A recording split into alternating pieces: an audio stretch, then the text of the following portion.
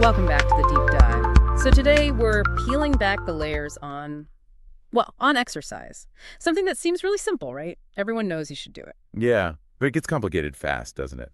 All the advice, like cardio versus weights, what's better? Yeah, It can feel like these religious wars he talks about. exactly. And that's what we're digging into today. Chapter 11 of Peter Attia's Outlive, he calls it exercise, the most powerful longevity drug.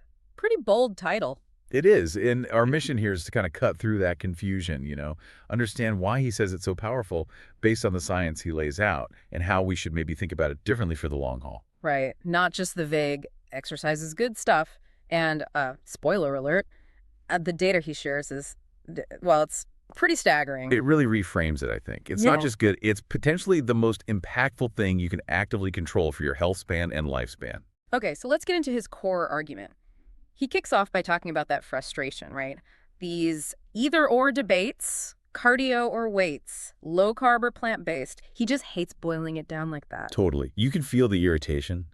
He sees them as tools, not competing teams. And for him, exercise is like the #1 tool in that longevity toolbox. He actually says it's arguably the most powerful tactical domain in the whole book.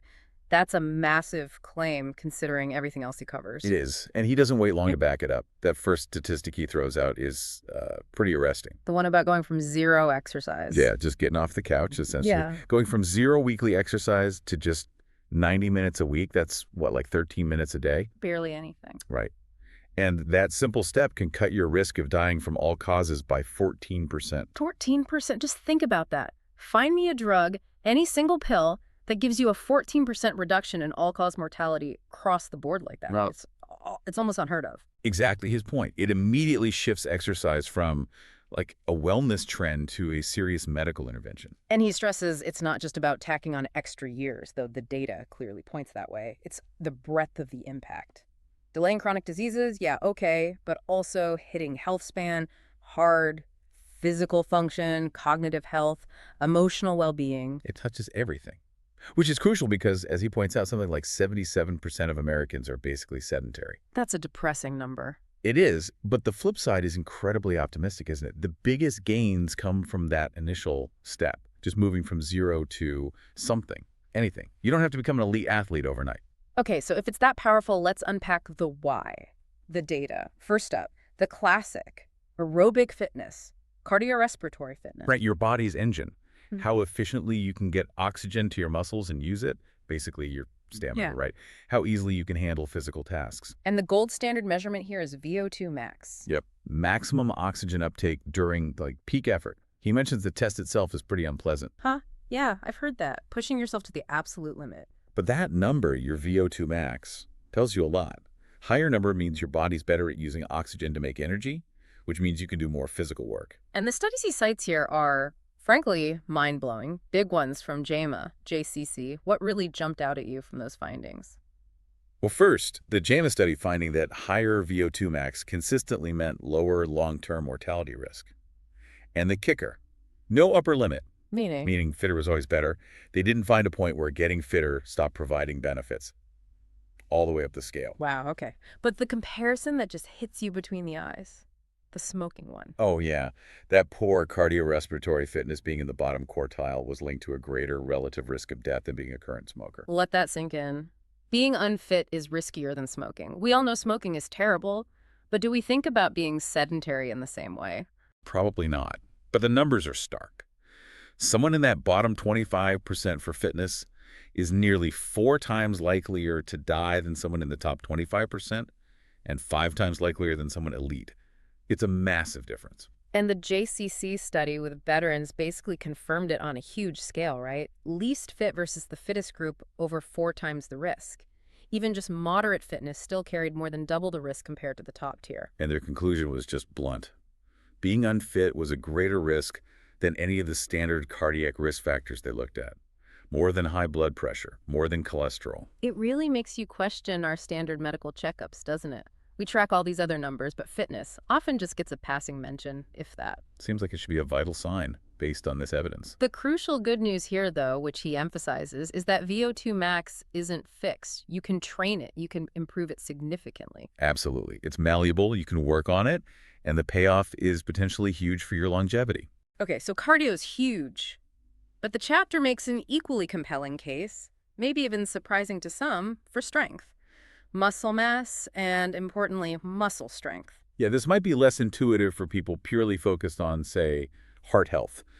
But the link to longevity seems almost as strong as aerobic fitness. He mentions a study showing older adults over 50 with low muscle mass had a 40–50% higher mortality risk. That's significant. But he drills down further. It's not just having muscle, it's what that muscle can do.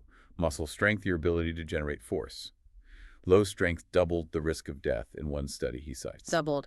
And you mentioned that study suggesting strength might even trump cardio fitness for certain groups. Yeah, hypertensive men over 40, I think it was, which points to how crucial strength is for overall resilience, metabolic function, think blood sugar control, just basic physical capability. So how does exercise pull off all this magic? He talks about it acting like a drug the body makes itself. Endogenous medicine, basically. When you exercise, especially your muscles, they release chemicals. Cytokines are a big one. What do those do? They're like messengers. They can boost your immune system, tell muscles and bones to grow stronger. It's complex signaling. And then there's the brain stuff, BDNF. Brain-derived neurotrophic factor. Yeah, especially from endurance exercise. Think of it like fertilizer for your brain cells. Fertilizer for the brain, I like that. Helps with memory, right? The hippocampus? Exactly. Improves its health and function. Keeps brain blood vessels healthy. Might even preserve brain volume over time. He notes it's particularly relevant for potentially warding off things like Alzheimer's. So you've got heart benefits, circulation, better metabolism, mitochondria working better, immune support, and brain health.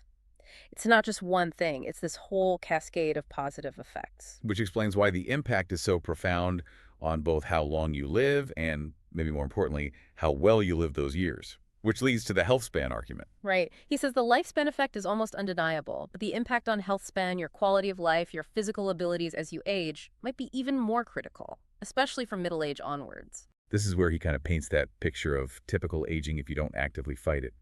VO2 max drops, you lose strength, lose muscle mass, that sarcopenia. Bones get brittle, joints stiffen, balance goes.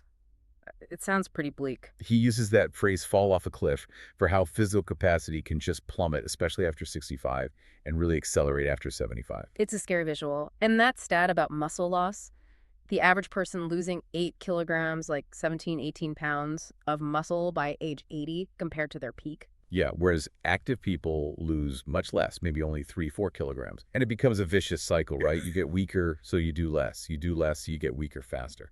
That Chilean study on seniors really highlighted the survival link, didn't it? Lowest muscle mass group, half were dead after 12 years versus only 20% in the highest group. Muscle is protective. Absolutely. It's your functional reserve. He calls muscle the exoskeleton, protecting your actual skeleton, and critically preventing falls. Which are a huge, huge deal for older adults, a leading cause of death and disability. That CDC data he shows is sobering. And those are just the deaths directly attributed to the fall. Doesn't count the ones where a fall starts a downward spiral of hospital stays, infections, losing independence. So maintaining strength helps prevent that initial domino from falling. It's about avoiding, as he puts it, the misery phase and preserving quality of life. That study linking sarcopenia to much lower quality of life a decade later, nearly 6 times likelier. That's powerful. It's about staying independent, being able to engage, do the things you enjoy, not just exist. So given all this, it's kind of wild how medicine 2.0, as he calls it, often just gives exercise lip service, right? Like, oh yeah, try to move more. Vague advice. Doctors rarely test grip strength or VO2 max or give you a specific training plan.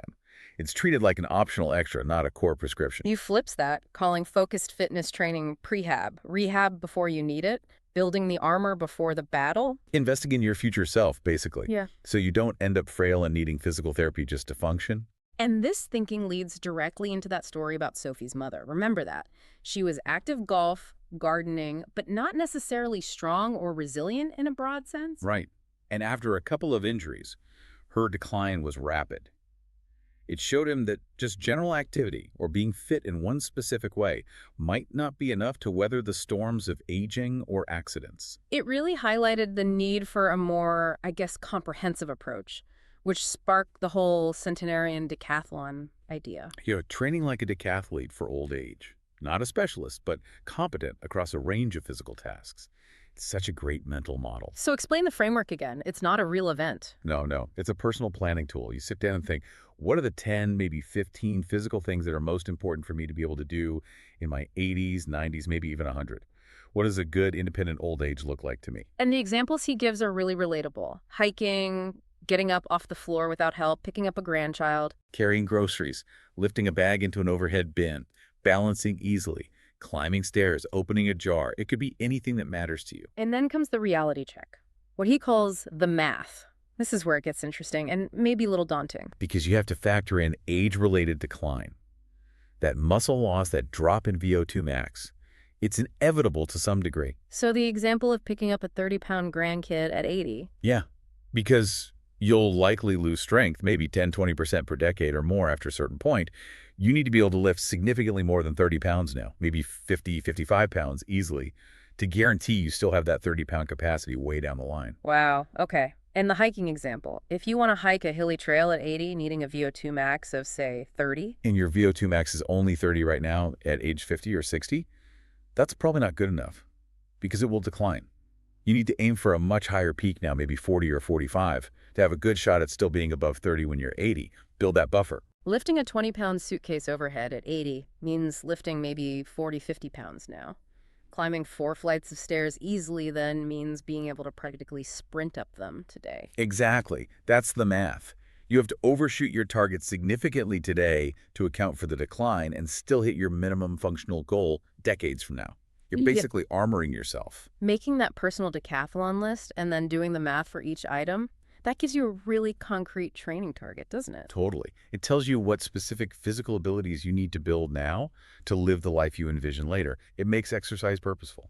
And I love that the framework is broad. It covers strength, stability, cardio. It's unique to each person. It's ambitious, but he makes the point that it is possible, citing people like Jack LaLanne still doing amazing things in their 90s. It's about fundamentally changing expectations, rejecting that stereotype of inevitable frailty. It's the opposite of just, mindlessly pedaling on an elliptical. Right. The goal shifts. It's not just about looking good or being fit now.